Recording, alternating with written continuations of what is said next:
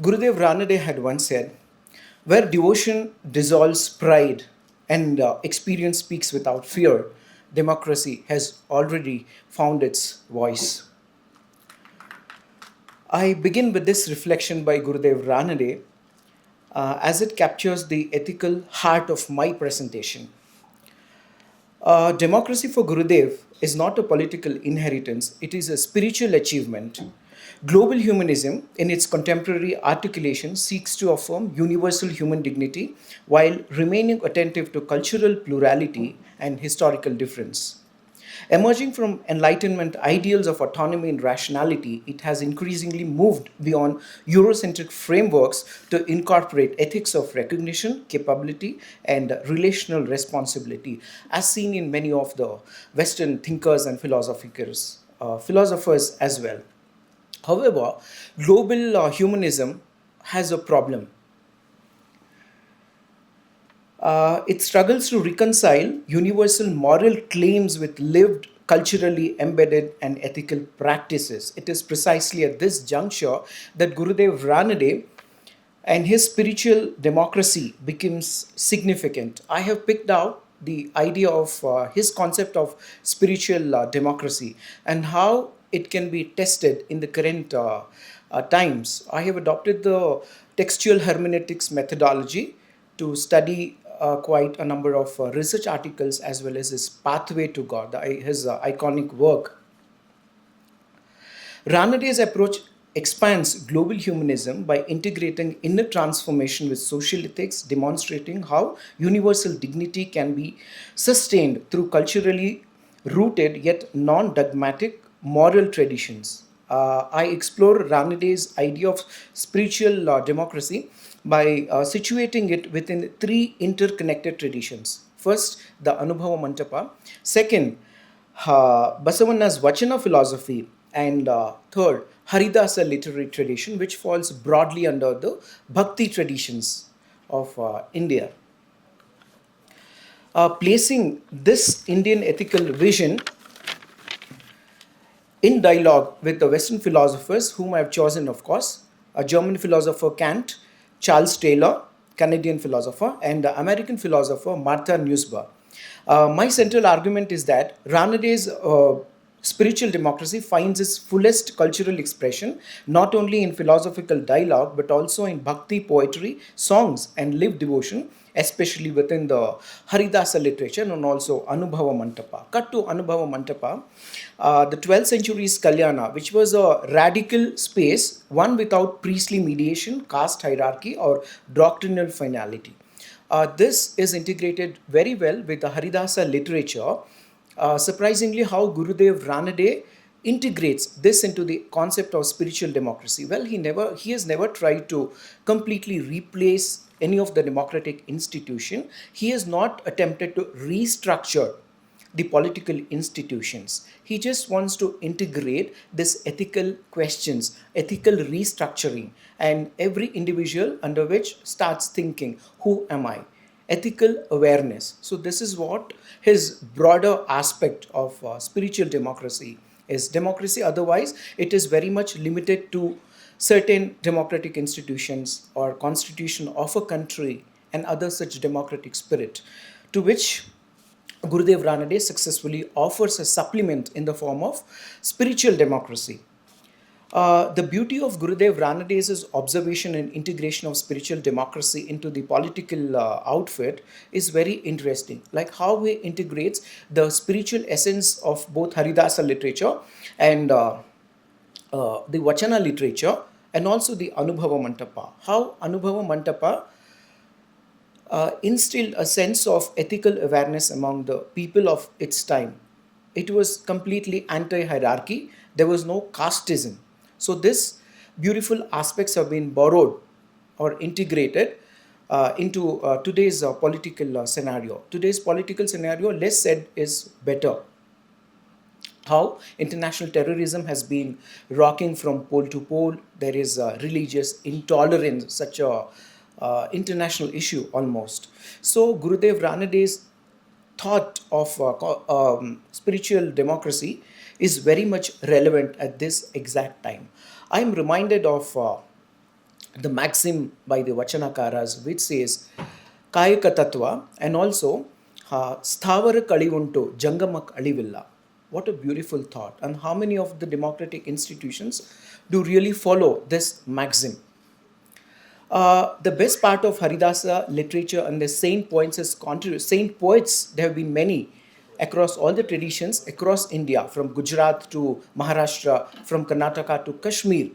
Gurudev Ranade has borrowed the spiritual essence of all these saint poets. I have considered Purandaradasa and Kanakadasa for my study. So it's limited to these Haridasa poets of Kannada literature, Kannada literary tradition. Purandaradasa, despite belonging to a Madhva Brahmin family, he has written this Kirtana, the very first line which says, Manava Janma Doddadu, Hani Madabedi, Huchappagalira. Belonging to a Brahmin community, he could have written, Brahmana Janma Doddadu, Hani Madabedi, Huchappagalira. Correct? Why did he opt to write Manava Janma Doddadu? Human birth, human form, human life is so precious. Oh, foolish people, do not waste that. Look at the universal aspect, the universal essence, so beautifully presented by Purandaradasa. Isn't he a universal thinker? Isn't he a philosopher? Isn't he a Kirtanakara? Of course, yes. This is the right reason why Gurudev Ranade so beautifully inspired by this maxim of Purandaradasa, he integrates this very well into his concept of spiritual democracy. And similarly, Kanakadasa, Kula Kula Kulavendo Hodedadadiri, Nimma Kulada Neleyan Enadaru Ballira. Such a beautiful question that focuses on the social critique of casteism. Probably this is why Gurudev Ranade beautifully integrated Kanakadasa's this Kirtana into his concept of spiritual democracy. Getting to the point, I have placed my study in dialogue with this Western philosophers, Kant, Charles Taylor, and Martha Nussbaum. Kant, as it's been very clear, how he focuses on the moral autonomy governed by reason, which is limited. This is the juncture where Gurudev Ranade answers and fills in that lacuna. He says, yes, moral autonomy, yes, it is rather than being governed by the reason, it should spring from humility, from surrenderance to the supreme personality of Godhead, from ethical consciousness. Look at the beauty of Indian philosophy, where Kansas theory falls short. Gurudev Ranade steps in to fill in the gap, and how so beautifully. And similarly, Charles Taylor, a Canadian philosopher, says for him, dignity is so important, human dignity. Gurudev Ranade completely agrees with that, yes. And how is this dignity developed? It is developed through humility, self assertion. This is how he sees the aspect of humility. The biggest problem with the global humanism is it is based on abstract ideals, whereas Gurudev Ranade answers his concept of spiritual democracy is not abstract. Neither he tries to bring every bhakti tradition cult under one single umbrella. No, he never tries to collapse them into a single entity. No, in fact, he tries to highlight these various strands of bhakti literature, bhakti traditions, and tries to integrate them. For him, it's very clear. The lived experiences matters a lot. So this is how, because it is said that democracy is of the people, by the people, for the people, isn't it? Gurudev Ranade says democracy should be of the enlightened people, for the enlightened people, by the enlightened people. What a noble thought. So this establishes how each and every individual is important and significant in a democratic setup. So is it really functioning in the current scenario of 21st century? Well, having a look at the both the houses of Indian Parliament and also a couple of assemblies of the state government. Well, where is the question of Mauna and Dhyana? These two beautiful elements, which is supposed to be infused and injected into the democratic framework, only through which the democratic institutions can sustain. Is it really happening? Are the political leaders enlightened souls, and the individuals or so-called voters, do they have this ethical consciousness to participate in this democratic functioning come to their fullest ability? This is the question.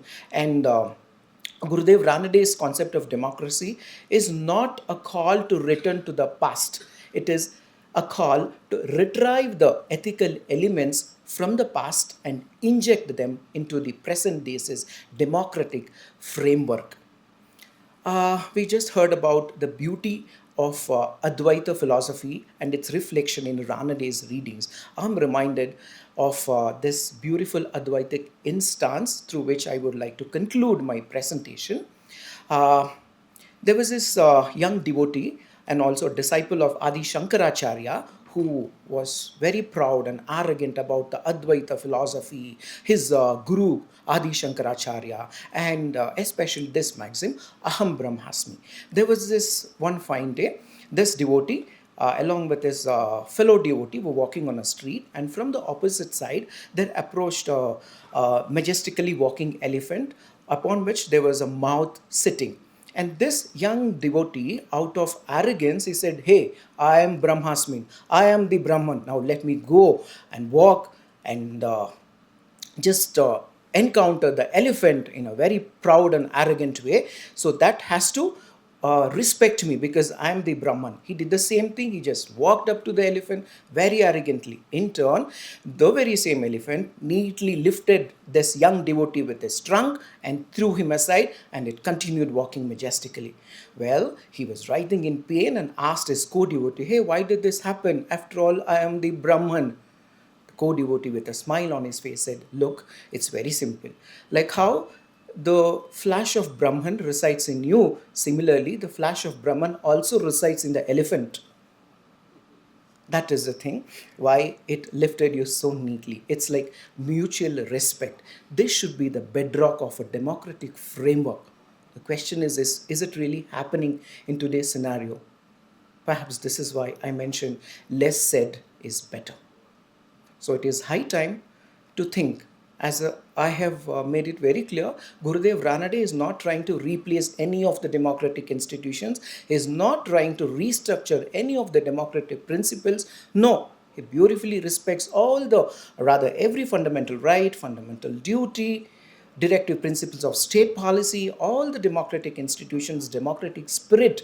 But all he wants is the ethical consciousness on the part of the voters, the individuals, the people who function and exist within this beautiful framework of democracy. Thank you so much.